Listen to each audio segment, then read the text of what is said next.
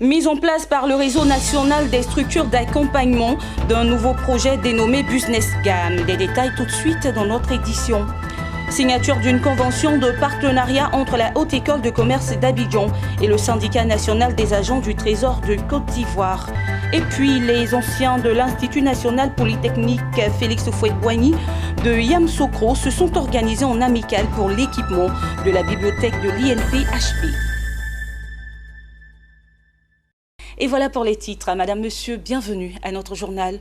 Le réseau national des structures d'accompagnement des PME a mis en place un projet dénommé Business Gam. Le RNSA PME face à la presse a déballé son programme d'activité 2020.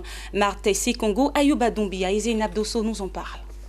Apporter une valeur ajoutée dans le domaine éducatif et surtout dans le domaine de l'entrepreneuriat. Tel est l'objectif du réseau national des structures d'accompagnement PME, en abrégé RNSA PME, qui pour son année 2019 a inséré le jeu Concours Business Game 2019. Ouvert à tous les jeunes Ivoiriens diplômés du baccalauréat, l'idée ici est de faciliter la mise en place d'un environnement propice à l'entrepreneuriat. Le Business Game, en fait, va être organisé pour aider à découvrir de nouveaux secteurs d'activité d'un point de vue innovation, d'un point de vue secteur de niche.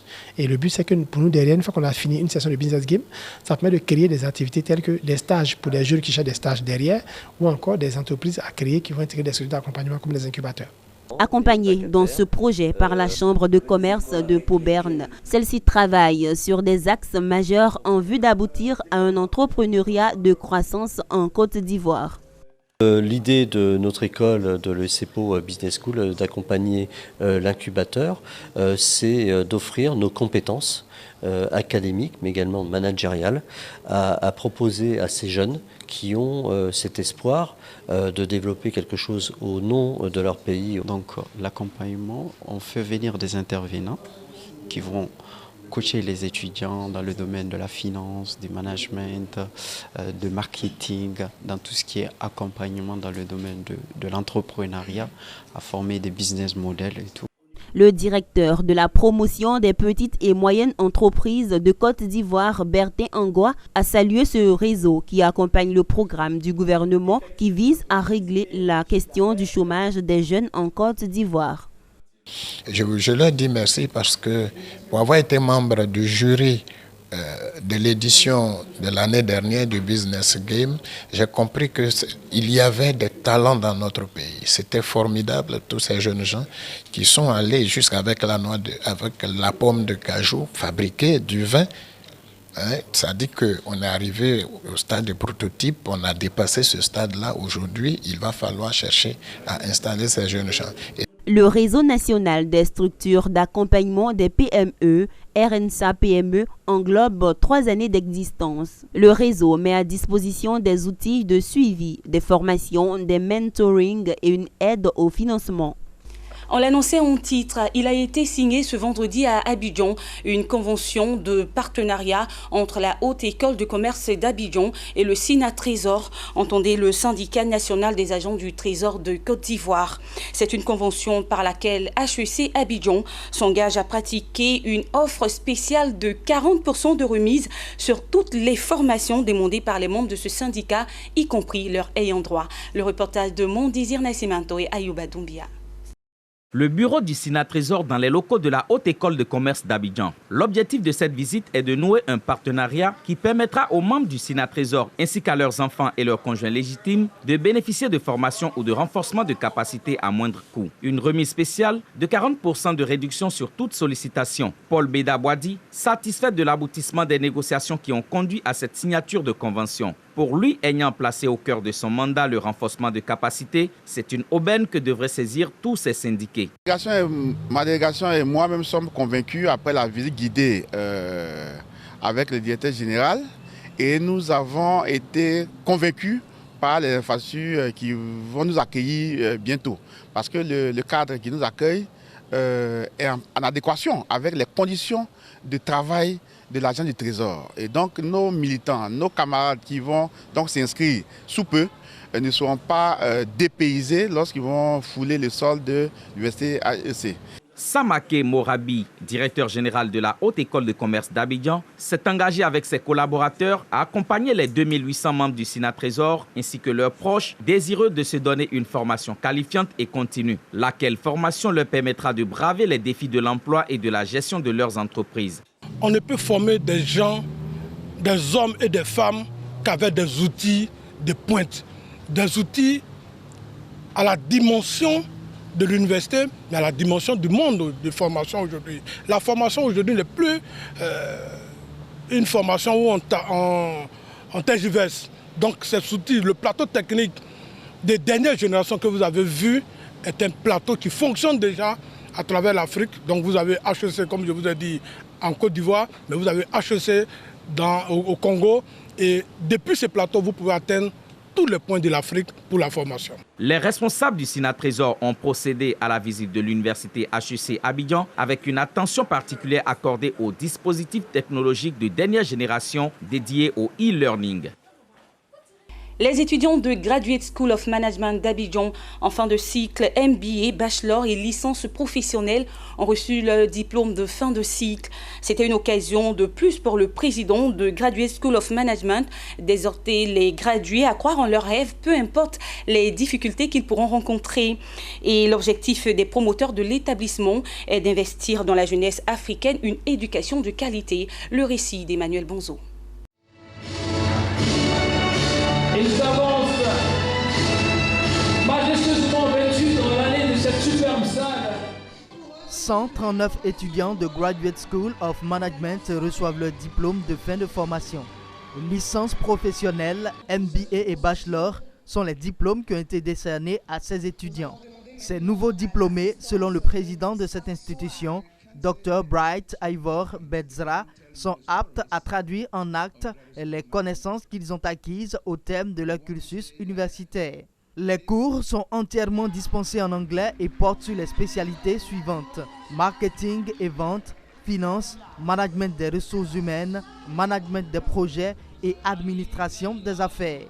Cette approche pédagogique où l'anglais est la base des enseignements traduit la nette volonté de cette université de vouloir à terme insérer rapidement leurs apprenants sur le marché de l'emploi. Avec un personnel de renommée nationale et internationale, Graduate School of Management est une université privée anglo-saxonne créée depuis mai 2002. Elle est située en Côte d'Ivoire, précisément à Abidjan, Cocody de Plateau, 7e tranche. En partenariat avec les institutions britanniques, à savoir The Association of Business Executive et The Institute of Commercial Management, Graduate School entend désormais orienter ses étudiants hors du continent africain pour un meilleur emploi. Cette cérémonie a regroupé plusieurs diplomates de la sous-région, les acteurs du monde du travail, de l'enseignement supérieur de Côte d'Ivoire et les parents des étudiants diplômés.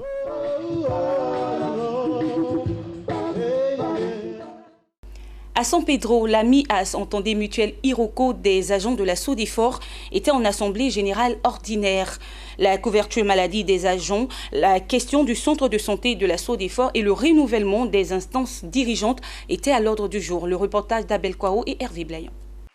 La cité balnéaire de San Pedro a accueilli l'Assemblée générale extraordinaire de la MIAS, entendez Mutuelle Iroko des agents de la SODEFOR. Les défis urgents auxquels sont confrontés les agents de la Société de développement de la forêt étaient au centre de la rencontre. La couverture maladie des agents, la question du centre de santé de la SODEFOR et le renouvellement des instances dirigeantes de la MIAS.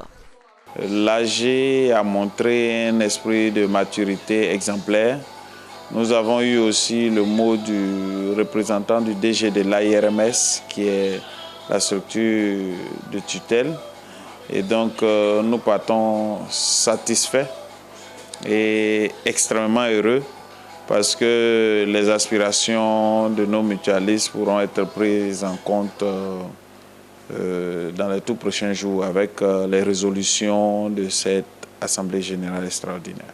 Au sortir de cette assemblée générale extraordinaire, les mutualistes ont affirmé leur satisfaction au conseil d'administration et son président, Alain Blé-Bétillon, pour le travail abattu en si peu de temps. Parce que les mutualistes ont respecté, ont adhéré donc, au message que le directeur général a bien voulu leur faire parvenir. notamment de raffermir donc la cohésion sociale au sein de l'entreprise, d'utiliser le bon ton et surtout l'esprit de fraternité. Un tournoi de Maracana dénommé sans déconnant du nom du premier directeur général de la Société de développement de la forêt Sodefort a clôturé les activités de fin d'année 2019 de la mutuelle Iroko des agents de la Sodefort. L'Institut national polytechnique Félix Houphouët-Boigny de Yamoussoukro, l'INPHB, on le sait, est une école d'excellence ici en Côte d'Ivoire.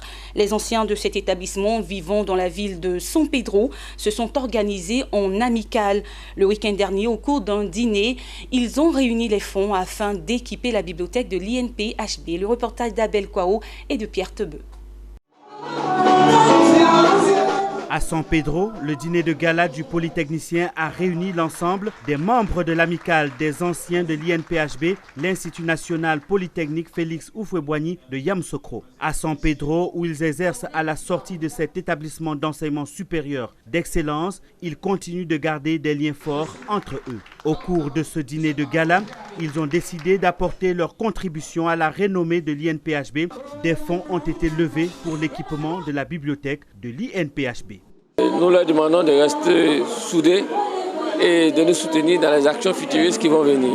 Il y a pas mal de cadres, une grande proportion de cadres de la SOGB qui viennent de l'INPHB et que je pense qu'il faut encourager cette amicale et que quand on voit aujourd'hui les jeunes étudiants de l'INPHB, quand on voit aujourd'hui les moins jeunes, c'est-à-dire tous ceux qui sortent de là et qui sont dans des postes de direction dans pas mal d'entreprises ici en Côte d'Ivoire, eh bien, je pense qu'il s'agit là d'un vivier de recrutement important.